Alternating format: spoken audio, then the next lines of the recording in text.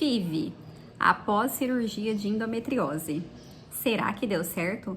Olá, eu sou a Clau e compartilho com você uma página do meu diário.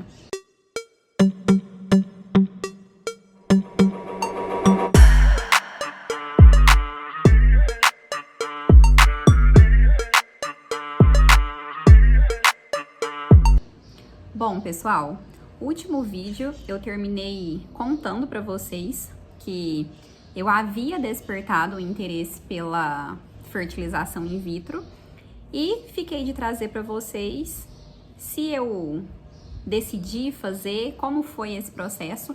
Então hoje eu vou contar para vocês. Esse vídeo vai ficar um pouco mais extenso, porque como eu fiquei devendo para vocês, eu queria tentar trazer tudo o que aconteceu nesse processo para deixar vocês a par da situação. Então vamos lá. Eu fiz uma anotação aqui para eu não me perder. Nós decidimos fazer a FIV e começamos no mês de abril. Contei para vocês, né? Agora eu tô lembrando que eu deixei lá no último vídeo que eu achava que teria sido em abril e foi em abril. Então em abril nós começamos o processo da fertilização. E aí nas minhas anotações, conforme eu fui fazendo, conforme eu fui vivendo esse processo, eu fui anotando os medicamentos, anotando o que foi acontecendo com o meu corpo. Então eu vou contar para vocês igual está aqui nas minhas anotações. Então vamos lá. Dia 21/4 até o dia 29/4 de 2024, eu comecei a medicação Primogina, que é uma medicação para preparar para esse processo da FIV.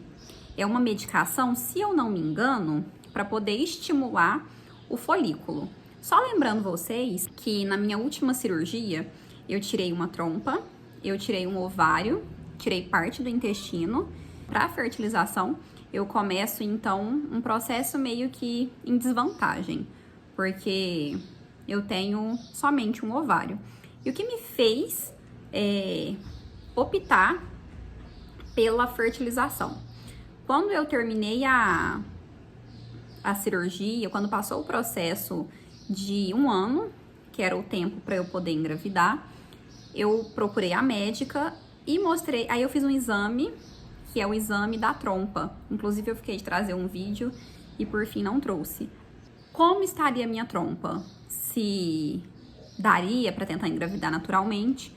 E a minha trompa, segundo a médica, ela estava virada. Então, mais um empecilho, mais uma barreira para eu não conseguir engravidar. Nós optamos pela fertilização após essa observação dela. Então, no dia 21 até o dia 29, eu comecei o medicamento Primogina.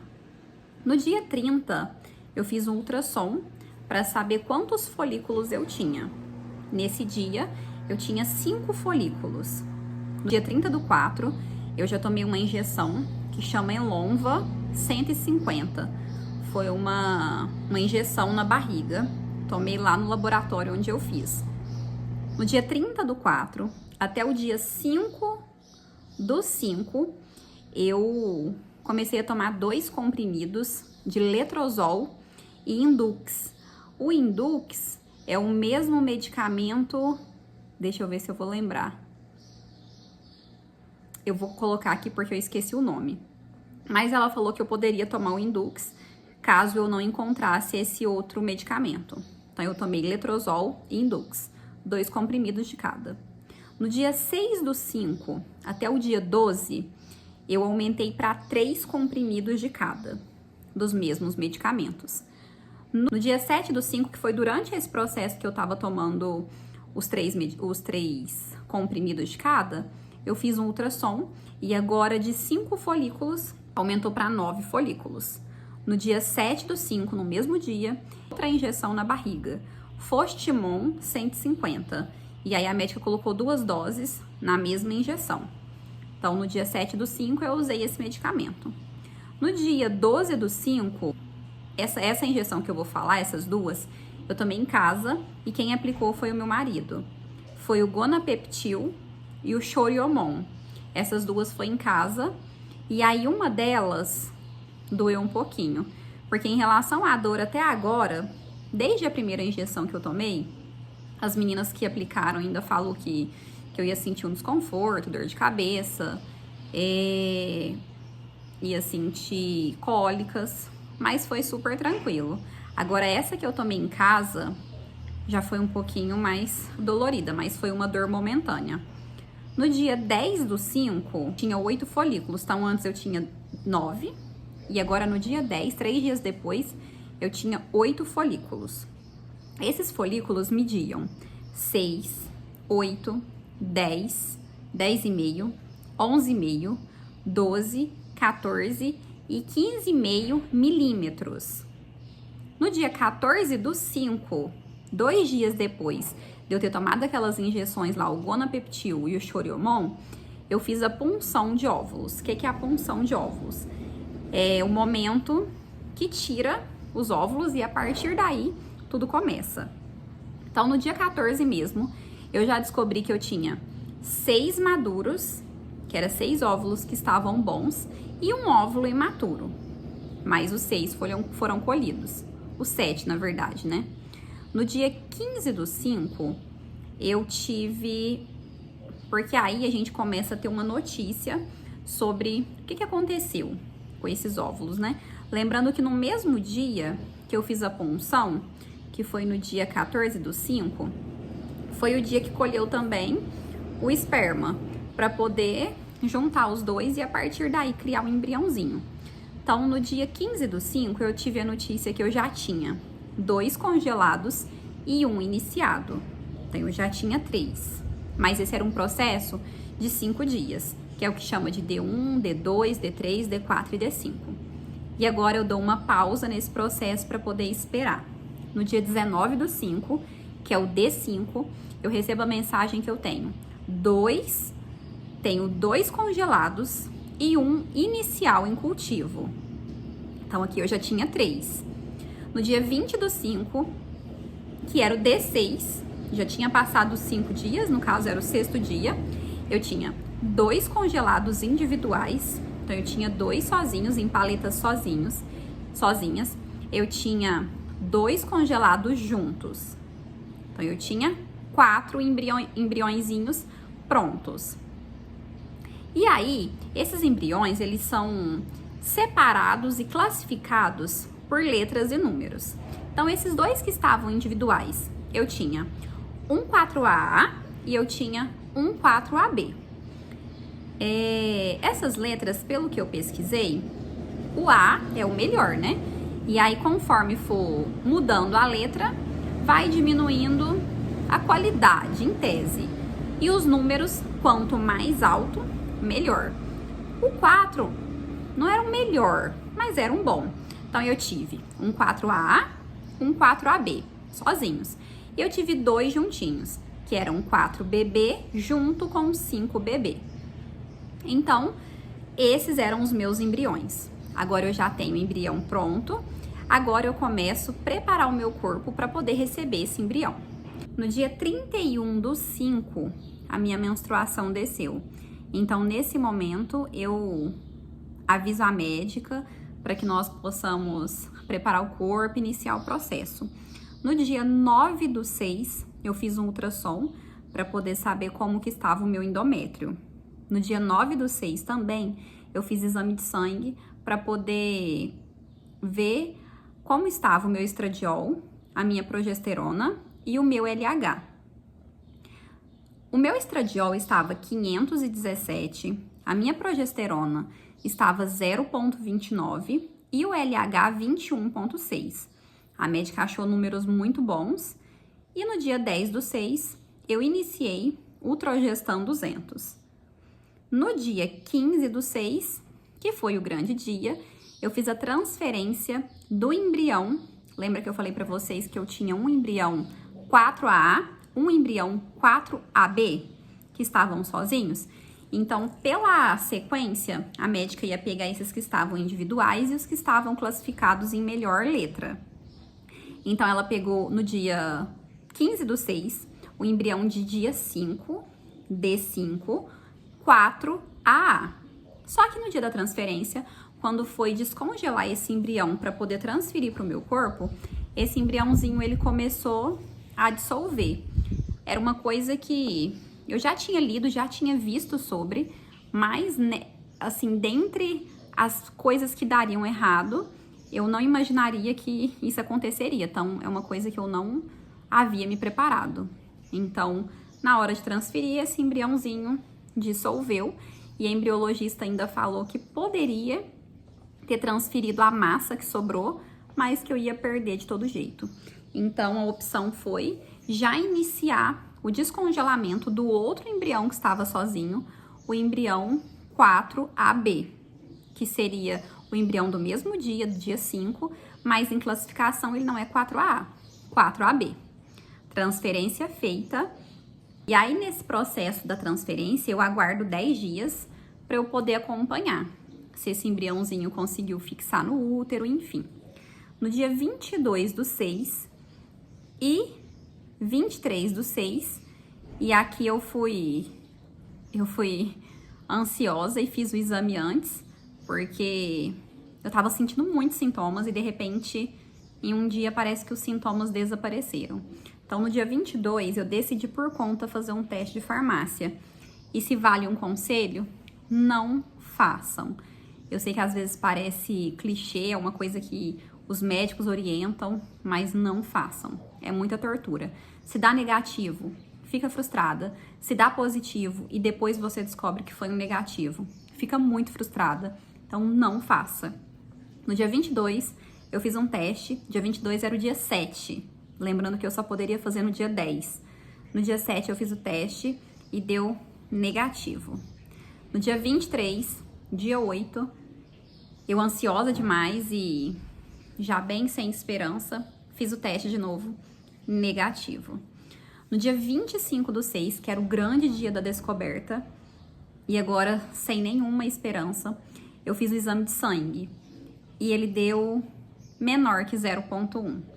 Então, a minha primeira transferência não deu certo. Nesse momento, eu já sabia, né? Quando você entra num processo de FIV, você trabalha com números. Claro, é o tempo todo com possibilidades, é vivendo um momento por vez, uma conquista por vez. E eu já sabia da possibilidade do negativo. Mas viver, de fato, o negativo, eu não imaginei que eu sentiria tanto. Eu já sabia. Tem 50%, na verdade 30%, né? Tem 30% de dar certo e 70% de não dar certo. Mas, por mais que isso fica na cabeça, está fixado, quando você descobre que deu negativo, a frustração é muito grande. Então, quando eu descobri, nesse momento eu já tinha certeza que eu não queria tentar mais, não queria fazer, porque tudo que era ao meu alcance eu havia feito. E lembrando que agora eu teria só mais uma tentativa, porque os meus outros embriões estavam juntos. Então, quando eu comecei o processo, e lá no início era uma coisa... Quando eu descobri endometriose, descobri que pra mim seria mais difícil de conseguir uma gestação natural e decidi ir pra fertilização, eu queria ter 2 guardadinhos lá. Um que desse certo e um que ficasse, porque assim que desse certo, já eu faria de novo e teria os 2.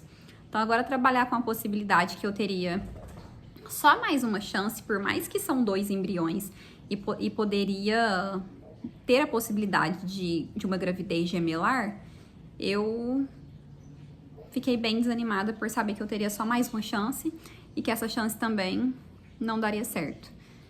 Eu fiquei muito frustrada porque antes de fazer fertilização, eu fiz um teste de gravidez, fiz exame de sangue para saber se eu estava grávida e o número foi 0,1.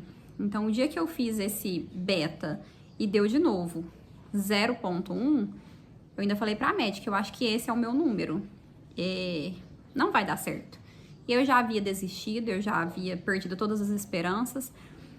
Eu desacreditei que pra mim daria certo e não queria tentar uma segunda vez. Eu queria parar por um tempo, esperar, porque é muito frustrante. Entrar nesse processo é um processo muito gostoso, mas ao mesmo tempo é um processo muito exaustivo, porque te dá esperança, te tira a esperança, te dá esperança, te tira.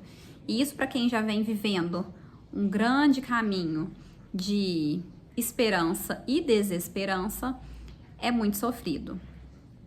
Mas enfim, o tempo foi passando e eu havia decidido que não ia fazer, mas o tempo foi passando e eu decidi tentar. Conversei com meu marido e decidimos tentar. E agora eu já estava aberta para poder seguir tudo que o povo falava. Então se falava, come abacaxi, come inhame, come physalis, tudo isso eu estava fazendo. Então eu comecei a comer 2 rodelas de abacaxi por dia, eu comecei a comer inhame, almoço e janta, eu comecei a comer pelo menos um physalis por dia e eu quis tentar, mas dessa vez tentar de verdade. E nessa tentativa, espiritualmente falando, eu já havia, durante esse processo, me afastado de Deus e agora me aproximado muito de Deus. Então eu entro nessa segunda tentativa muito tranquila, sabendo que se for da vontade de Deus, vai dar certo. E fizemos um propósito com Deus, para quem acredita e para quem não acredita, enfim, fizemos um propósito com Deus e Deus havia me revelado que daria certo. Eu pedi uma prova concreta e eu recebi essa prova concreta que daria certo. E decidimos tentar. No mês de agosto eu decidi tentar, então minha menstruação desceu e agora eu não tenho datas, porque a partir daqui eu não anotei. Mas no mês de agosto eu decidi tentar, minha menstruação desceu, o mesmo processo. Avisei a médica, marcamos o exame de sangue. Quando eu fiz o exame de sangue, descobri que eu já havia ovulado. Então, meu mês foi perdido. A médica falou, se você quiser tentar, eu não tentaria. Então, por mais que eu estivesse muito ansiosa, porque após esse momento de desesperança, depois eu já queria muito, mas decidi não tentar, até porque eu só tinha uma chance, uma única chance. Esperei, e aí no mês de setembro, mesmo processo. Menstruação desceu, avisei a médica, fiz os exames novamente e eu vou colocar aqui pra vocês quanto que deu o valor de novo, porque esses eu não anotei. E no dia 4/9, eu parto agora pra minha segunda e última tentativa. Agora eu transfiro 2 embriões juntos, que é o embrião 4BB e o embrião 5BB. O embrião 5BB, por questão de número, é o embrião melhor, mas ele é o embrião do 6º dia. Então, eu acho que isso fez com que colocasse ele junto e não deixasse eles separados. O 4BB, eu acho que ele já começa a perder um pouco a classificação por ser bebê, né? Eu tinha um 4A, um 4AB e agora um 4BB junto com 5BB. Então, partimos para essa segunda tentativa. Feita essa segunda tentativa, e agora eu não anotei, mas teria sido muito importante se eu tivesse anotado, dessa vez eu estava confiante, como eu disse para vocês, e optei por não fazer o teste de farmácia. Então, eu fui muito tranquila, apesar de pesquisar todos os dias, sintoma de cada dia, do D1 até o D10, eu fui resistente e cheguei até o D10, pois eu só tinha essa chance. Não tinha momento para insegurança, para tentativas de teste em vão, então eu decidi esperar. No 10º dia, eu fiz o exame eu acho que eu não comprei nem o de... Não comprei de farmácia. No 10º dia, eu fui direto fazer o de sangue. Fiz o de sangue e descobri que deu 22. Então, nesse 22, eu já estava super feliz, porque até então o meu número era 0,1, menor que 0,1. Então, deu 22. E eu já fui correndo, mandando mensagem para a médica, se deu certo, já na esperança dela retornar que sim, eu estava grávida. Mas não. Ela disse que esse número era muito baixo e que poderia ser uma gravidez química. Então, era melhor eu esperar mais 3 dias. A partir de agora, toda a minha segurança em não fazer teste terminou. Porque eu já fui embora, já fiz um teste de farmácia. No teste de farmácia, deu de 1 a 2 semanas. Teoricamente, eu não estava de 1 a 2 semanas, eu estava de mais, porque o embrião vive um processo fora do meu corpo e quando é transferido, eu estaria de 3 a 4, se não me engano. Mas como o beta estava muito baixo, às vezes por isso deu esse valor. E aí eu fiquei muito encucada, porque estou ou não estou? Porque o exame diz que sim, o teste de farmácia diz que sim, mas é um número muito baixo. E poderia ser que daqui 3 dias esse exame pudesse estar zerado. Então, ela pediu que eu esperasse 3 dias para poder fazer. Isso foi num sábado. Ela pediu para que eu fizesse na terça-feira e mandasse de novo para ela. Eu não aguentei. No sábado, eu fiz o exame de sangue. E aí, nesse exame de sangue, eu vou colocar um número aqui para vocês. Mas ainda era baixo e eu optei por não mandar para ela, para eu não perder minhas esperanças. E aí, desse dia até terça, eu fui fazendo todos os dias. E aí, eu já fiquei mais feliz. E aí, eu mandei para ela. Pensei, agora sim. Mandei para ela e ela falou, nossa, que bom, tá dobrando. Mas ainda... mas está dobrando muito devagarinho. Vamos ter que esperar. Agora, ao invés de você fazer outro na terça, não faz na terça mais. Ao invés de você fazer na terça, você vai fazer na quinta. E aí eu desestabilizei de novo. E eu não esperei. No dia que ela pediu, meu exame deu... Não, aí eu perguntei ela, mas qual seria um número para eu poder ficar tranquila? Que número que eu posso me apegar para falar agora deu positivo? Ela falou acima de 1000. Aí eu pensei, meu Deus. E aí no dia que ela pediu, na sexta-feira, eu fiz o exame, mandei para ela e acho que nesse dia deu 3000. Aí eu fiquei muito feliz. E aí ela falou, parabéns, você está grávida. Mas mesmo assim eu já estava agora um pouco insegura, sabendo... Será que deu certo mesmo, que não? Então, eu fiquei bem segura. Nesse momento, eu fiquei insegura. E aí, eu já marquei para poder fazer o ultrassom. Porque se tivesse dado certo, eu ia conseguir ver o saco gestacional. Ia ver um embriãozinho lá dentro. E aí, por algumas circunstâncias, eu não consegui fazer com ela, que é de outra cidade, de Uberlândia. Eu fiz na minha cidade, que é em Araguari, com outra médica. E sim, nós vimos, eu vou colocar a foto aí pra vocês, nós vimos um saco gestacional e um pinguinho lá dentro. Então, nesse momento, eu descubro que sim, estou grávida. E aí, vivemos um processo de conta, não conta, estou mesmo ou não estou. Então, durante todo esse processo, eu fiquei, e agora? É verdade, não é? Mas... E aí fomos aguardando, se não me engano eu esperei só esse ultrassom. Quando eu descobri que tinha um pontinho, eu já contei pra minha família. E depois eu fiz outro ultrassom, vou colocar aqui pra vocês. E aí sim, tinha um bebezinho, acho que nesse segundo ultrassom, que eu já consegui ouvir. Na verdade eu não consegui, era um leve barulhinho de coração. Mas dava pra ouvir um leve barulhinho. Eu comecei a entender que sim, eu estava grávida. E a segunda tentativa, apesar de ter sido um processo longo, porque eu tive um processo de crescimento de beta, que não foi fácil, porque trabalhar com números de novo não é fácil. E eu fiz e descobri que sim.